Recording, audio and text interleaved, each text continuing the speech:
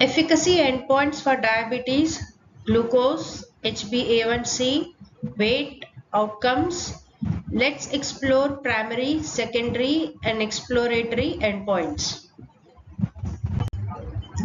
Introduction. Here's a typical list of efficacy endpoints used in diabetes type 2 clinical trials. The exact endpoints depend on the study objective, drug class, and regulatory requirements. Now, this is just the general list of endpoints, and it will depend and change based on the study requirement and the business objective. Primary efficacy endpoints. Number 1, change from baseline in HbA1c, which is percentage. Second is proportion of patients achieving HbA1c, which is less than 7%. Now this is nothing but some kind of a threshold value that might be decided in collaboration with the medical team, the doctor or a medical coder, and the sponsor, because this threshold value only a doctor or a principal investigator or a sponsor can suggest. So you need to coordinate with them and find out this threshold value. Then next is proportion of participants achieving HbA1c less than or equal to 6.5. Now again, this is a threshold value which you can again discuss with the concerned stakeholders and finalize. 4 is the change from baseline in fasting plasma glucose FPG. 5 is change from baseline in mean daily blood glucose SMBG or CGM. Secondary efficacy endpoints. Number 1 is change from baseline in postprandial plasma glucose PPG. Number 2 is change from baseline in body weight, right? So these parameters are like what? In baseline, a specific parameter is calculated, the value. I'll explain this one terminology. So at baseline, say the weight was around say 65, but at visit 6 or visit 7 the weight reduced to say 50 or 55, right? So that change from baseline it needs to be checked. Now weight will be checked at each and every visit because this is a diabetes study. Most of the patients who have diabetes, they are obesity and they are having too much of weight. So has that treatment reduced the weight in the specific human body? So this parameter is also checked. Then the percentage change in body weight, right? Next is proportion of patients achieving greater than or equal to 5% weight loss. So the objective of having a treatment for the diabetes is nothing but to check whether the weight has reduced or not, right? So 5% weight loss, how many patients they had, so that proportion needs to be tested. Next is proportion of participants achieving greater than 10% weight loss. Now again, this 5%, 10% is not a generalized number. This threshold values or the trigger point, through this much it is allowed, that you can check with the sponsor and the doctor who is the medical team. Only they will be able to decide as to how much percentage we are trying to look forward the weight loss for those so and so patients in this specific clinical trial. So all these numbers, you need to double check with the sponsor and the doctor. The next is change from baseline in body mass index. Now body mass index, BMI, is the combination of your height and weight, right? It's based on the formula of height and weight. So BMI also plays a very important role. Say for example, height will be same. Say if a clinical trial is ongoing, say for around 1 year or 6 months, the height will remain same, it will not change. Little bit 1 centimeter, 2 centimeter it can change, but drastic change you will not see. But yes, the weight, either it could be reduced or it could be increased, right? So that weight can be checked. So based on that weight parameter, you need to check the BMI. That is what is the ideology for including this parameter change from baseline in BMI. So this endpoint is also checked. Then change from baseline in waist circumference. Now again the waist circumference is also the formula based on the weight of a human body. So what was the length or what was the weight circumference, so that is also measured at each and every visit whether it has reduced or not. So these endpoints are very essential, like in testing the diabetes treatment, whether it is doing benefit or it is not doing the benefit to the human patients. Now change from baseline in insulin dose requirement. Now again the insulin dose requirement is also given at each and every visit, whether it has increased or decreased, so those requirements also needs to be checked. Number 9 is time to treatment failure.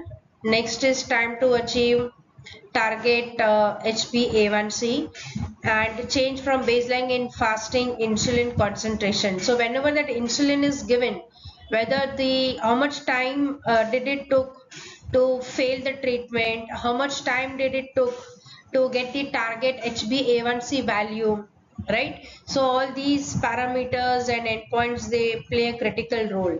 Then change from baseline in peptide level. Now these are all the clinical terminologies or the laboratory terminologies, which only the lab vendors they can explain you what are these parameters. Then change from baseline in homo IR, change from baseline in homo beta cell function, change from baseline in continuous glucose monitoring metrics. Now again the glucose level is monitored at each and every visit. Now the objective is the glucose should reduce. Whenever that diabetes treatment is taken, the glucose level, it should reduce, like at a certain point time, by including a good diet, lifestyle, and a healthy good sleep, and stress free life. Then the time in range 80 to 180 mg per dl. Next is time above range, time below range. Now, what is range in this endpoint? Now, these all terminologies in detail, you can get it from the sponsor or from the relevant doctor or a medical person who is can help you as to what is this range and from where it needs to be collected and how it needs to be defined. So range, it will be some kind of a value, threshold value.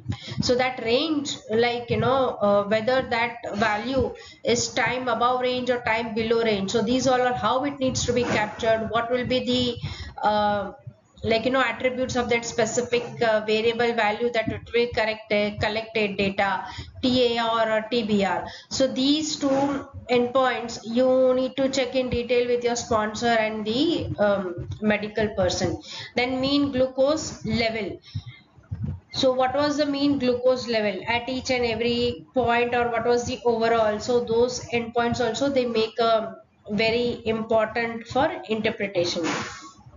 Next is glycemic variability, for example, coefficient of variation, SD, area under the glucose curve, AUC. These now again, these are all our pharmacokinetic PK parameters. Suppose this particular clinical trial is related to phase 1, right? It's a new treatment, and it's going to like involve in the phase 1 clinical trial. So all these terminologies, AUC, time to half life, then T half life, then what is your all those time points, PK parameters you will require.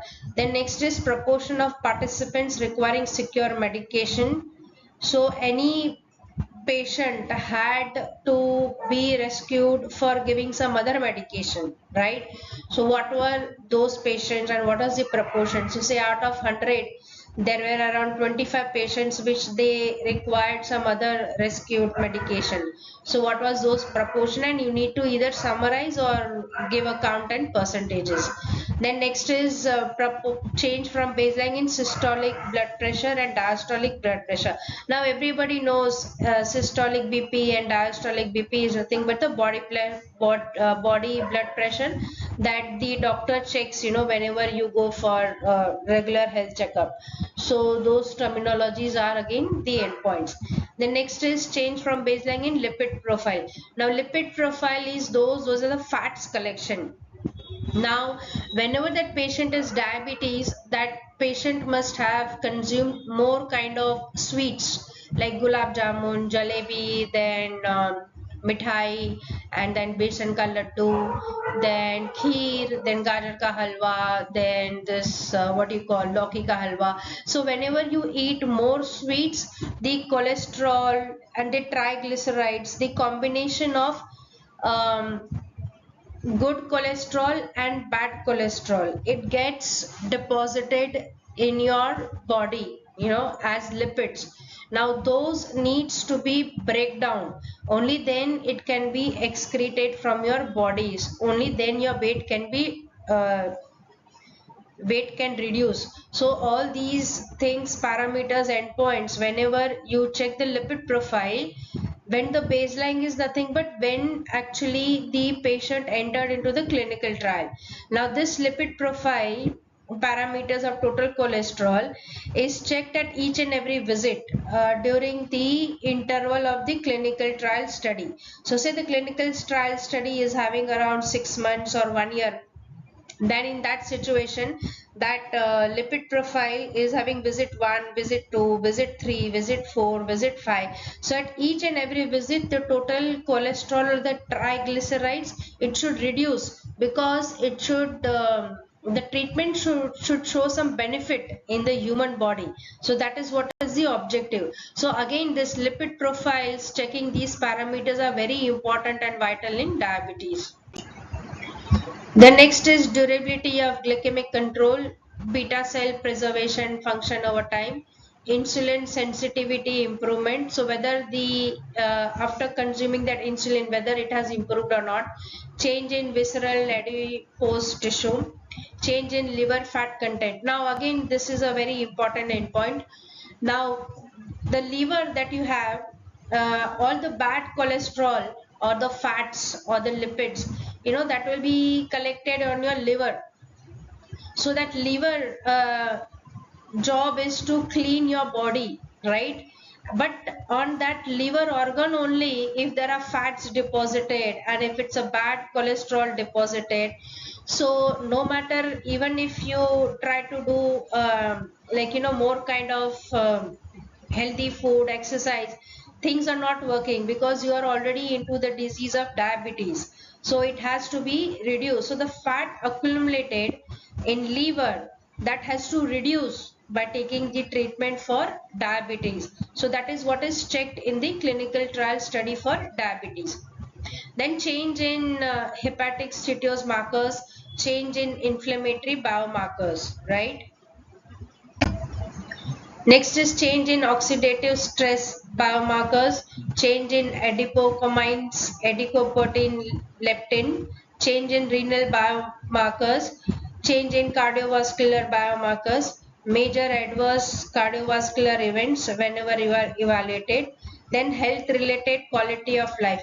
Now quality of life, again you will have a certain set of questions, whether the life quality has improved by taking the treatment for diabetes disease, whether the health has been better as compared to earlier. So there will be certain set of questions, whether the lifestyle has changed, whether that person is able to be relaxed or free from weight, like feeling light from within.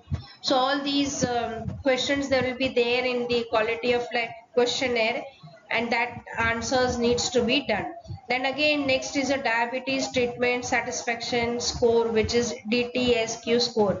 Now again, these questionnaires are set looking into the business objective and what is the sponsor looking for this clinical trial in the endpoint. At the end of the trial, what is the sponsor looking at? So that objective and that outcome, based on that, their questionnaires will be designed, right? With the help of medical teams and the those people who are good at developing those question set, doctors, and because they are the best ones to design these questionnaires, and based on their inputs, the data management team, they will design, so that it will be included in your protocol, and the doctors and all those principal investigators. So that's how this course is. design, whether its score is nothing but 0, 1, 2, 3, whatever that scores has been added. Then next is physical functioning assessments. Physical is nothing but your physical examination that you see in most of the clinical trials. Usually only those parameters will be there. Now these are again exploratory efficacy endpoints, like apart from primary and secondary, you want to explore more. Like say I have this primary, I have this secondary, but apart from these endpoints I want to explore more in detail as to if I am able to interpret the results in the clinical study report in a much better way. So only in some clinical trial studies where it is required, only those exploratory endpoints are included, and it's not mandatory that whatever the endpoints that I have mentioned in this presentation or a video, that all endpoints needs to be present. No, these are just the general endpoints which are possible to be added, but based on the business objective and the sponsor's requirement, what should be the outcome after the clinical trial and what is the sponsor looking for from this clinical trial at the end of the study. Based on that, the endpoints are designed in approval with the sponsor. Then next is patient reported outcomes, PROs, then medication adherence measures, healthcare resource utilization, composite endpoint, which is for example HbA1c target achieved without hypoglycemia and without weight gain. Composite endpoint is HbA1c reduction plus clinically meaningful weight loss. Now what happens is the HbA1c lab parameter has reduced, also the weight has lost, so that is the combined and a good endpoint. That means you are exploring more, getting the point, exploring more. Apart from HbA reduction, the weight has also reduced, so that endpoint gives you more meaningful in exploring that endpoint. So that is why it is called as exploratory efficacy endpoint. Then time to sustain glycemic control, biomarker and pharmacogenomic response analysis, digital health, CGM derived behavior metrics if applicable. Now, these endpoints represent the most commonly used efficacy outcomes in modern phase 2, phase 4 diabetes clinical trials, evaluating oral anti-diabetic agents, GLP-1 receptor agnostics, SGLT2 inhibitors, insulin therapies, and combination of treatments. Now, I have worked on most of the diabetes studies when I had joined this pharma industry into much earlier in my career.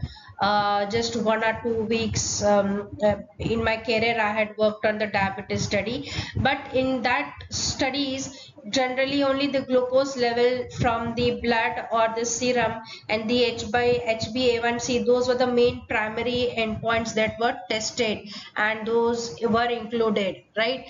Apart from the other common, like the exploratory endpoints which are there. But now this list which I have mentioned in this video, they might be the modern outcomes which may help the research and the concerned stakeholders to dig into out, so that they bring the better treatment and explore more, so that the more patients can be benefited. Many thanks for watching my video and happy learning. Please like, share, subscribe, leave a feedback comment. Many thanks for your support and having great connection.